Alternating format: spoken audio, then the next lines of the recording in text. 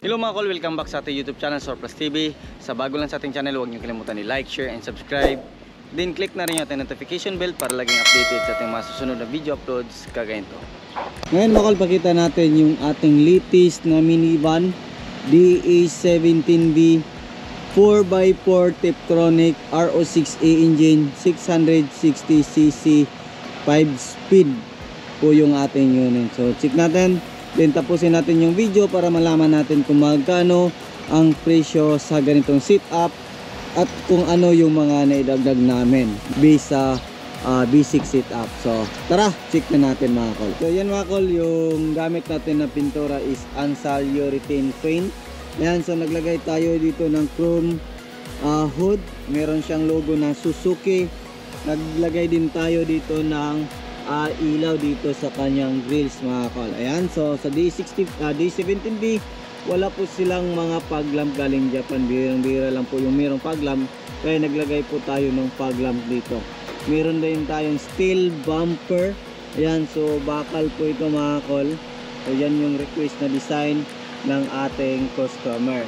Ayan, so fully tinted yung ating unit. Brand new yung wiper natin. Ayan, so dito makita natin naka off-road po yung ating gulong.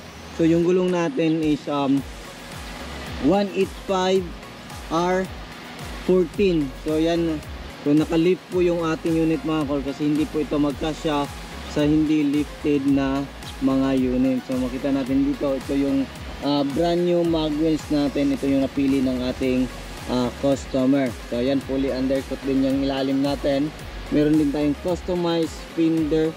Ayan, so dito naglagay din tayo ng spacer para magkasya po yung ating gulong. So meron din tayong customized na step board dito sa gilid mga kol. So yung side mirror natin is auto fold na po, kasi naka-captain seat yung ating unit. Ayan, so sarado natin para makita natin.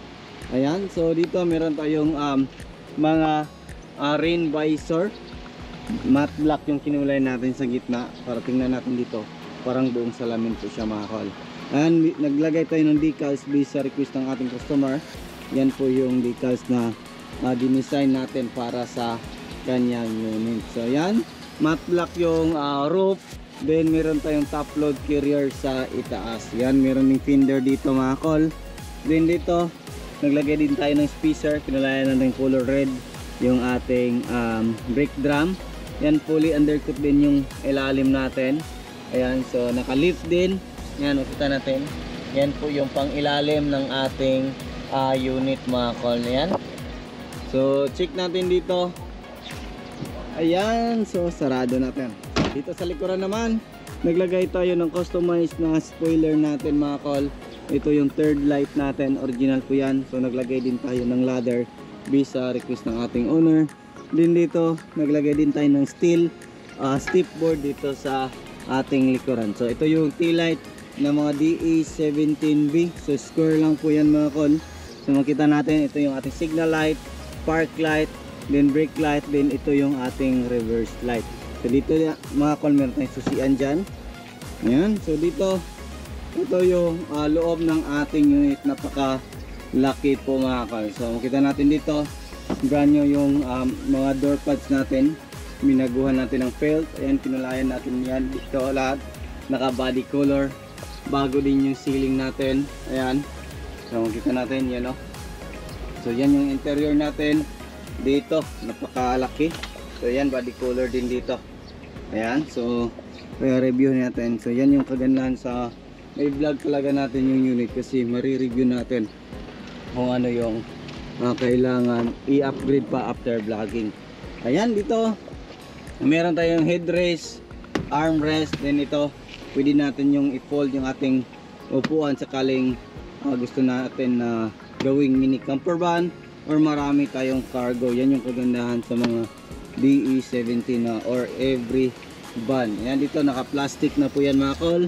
Then dito yung ating jack, tie rings at saka riser. Ito yung lagayan. Ayan, so makita na natin dito, brand new yung matting natin. Sa mga DE17 mga kol, meron siyang mga cup holder dyan sa ating mga door pads. Ayan, makita natin. move natin konti yung ating upuan. So yan po yung kanyang legroom pag naka-move forward yung ating upuan.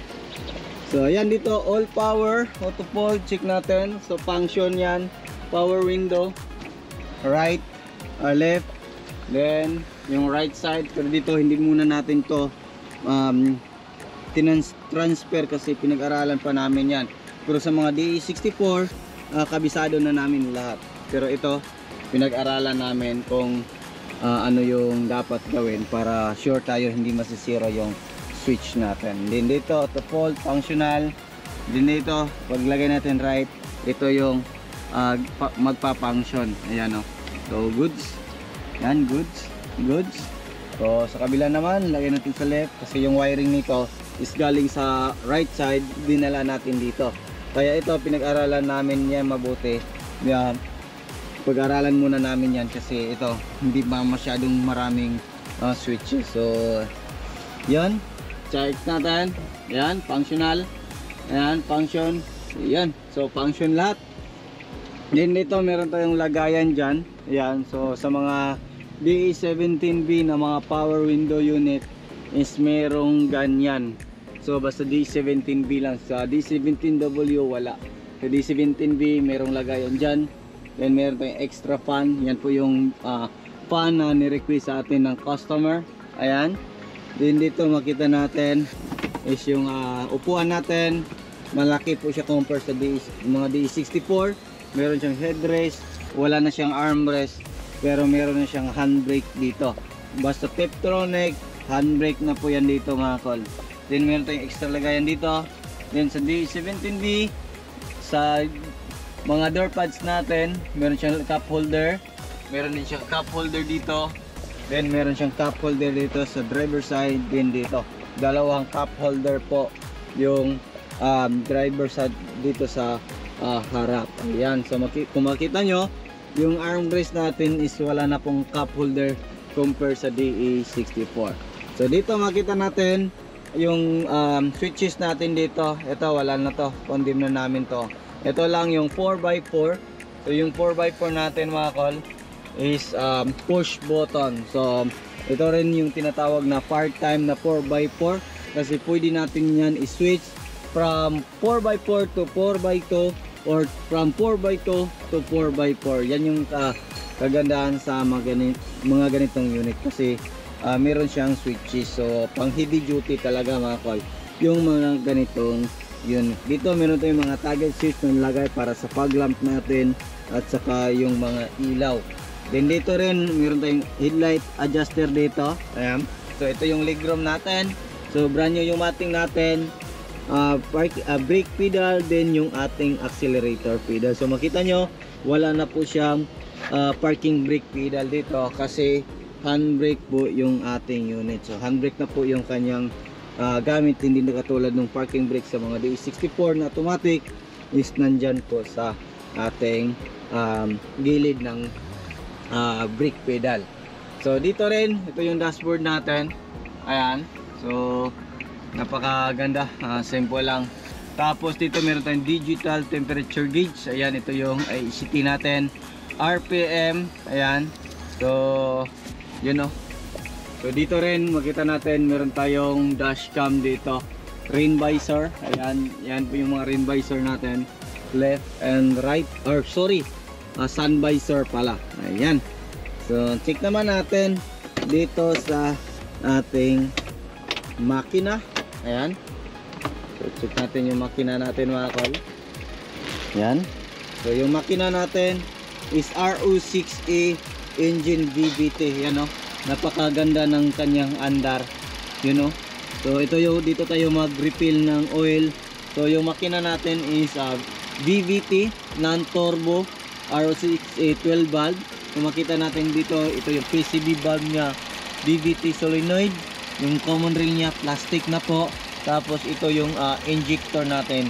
Ayan. So dito rin makita natin yung oxygen sensor natin, dalawa. Camshaft sensor. Ayan. ECT sensor. Yan, nandito yan.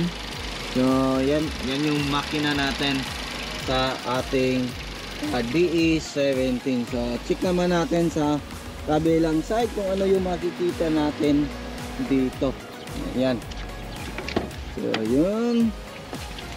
Ayan. Dito rin makita natin yung ating chassis number.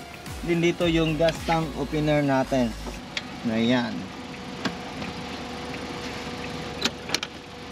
Ayan. So ito yung makina natin sa mga side. Dito sa passenger side na upuan, nandito yung ating throttle body. Yung throttle body natin mga kol is fully electronic po yan mga kol. Hindi na po yan katulad nung old model na decable. Ito latest na po ito kasi VVT na po yung makina natin. Dito ito yung alternator natin, aircon compressor, main fuse box, air filter housing, ECU. Then ito yung AGS reservoir natin. Yan po. So AGS oil or yung fully synthetic Nagar oil yung nilalagay niyan mga kol. Ayan.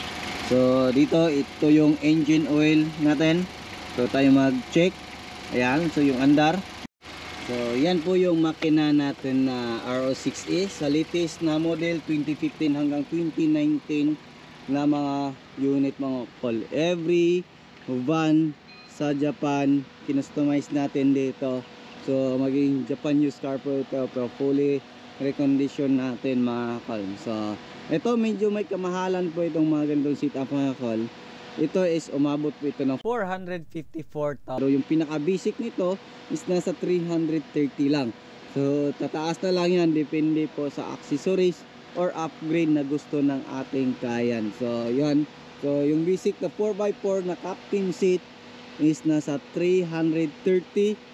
Pag meron kayong mga upgrade, mga accessories tulad nito off-road, so matrabaho kasi ito eh.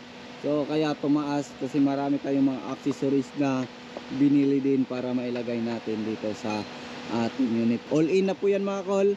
Kung merong parts na pabalitan, wala na kayong gagastusin yan. Kami po yung bahala yan. So ano yung pinag-usapan natin na presyo, yun na po yung babayaran nyo po. And meron tayong 1 month warranty, makina, under chassis and aircon. Kami na po yung bahala sa labor and material po mga kol. So yan lang yung ating vlog for today. Maraming salamat po sa inyong panonood. Sa bago lang sa ating channel, don't forget to like, share and subscribe. Then click na rin yung ating notification bell para laging updated sa ating mga susunod na video uploads kagaya ito. Ingat po mga kol and bye bye. God bless po.